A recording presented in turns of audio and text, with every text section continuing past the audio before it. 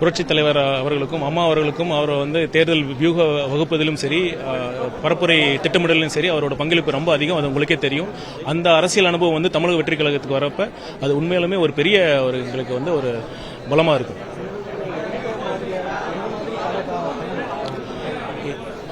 திரு அண்ணன் அவர்களை எந்த மாதிரி பயன்படுத்துக்குன்னு கேட்குறீங்க. அவர் நாங்கள் முழுமையாக அவர் பயன்படுத்திக்க தான் போகிறோம். நாங்கள் தலைவர் அவர்கள் அதில் ரொம்ப தெளிவாக இருக்கார்.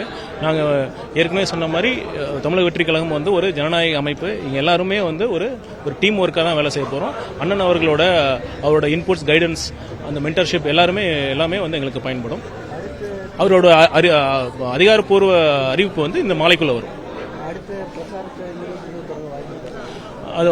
அது பற்றி அறிவிப்பும் கொஞ்சம் பொறுத்துருங்க. அது விரைவில் வரும். தேங்க்யூ. அது கொங்கு ஈரோட்டில் மட்டும் இல்லை, கொங்கு மண்டலத்தில் மட்டும் இல்லை, தமிழகத்திலே ஒரு பெரிய தாக்கத்தை ஏற்படுத்தியிருக்கு.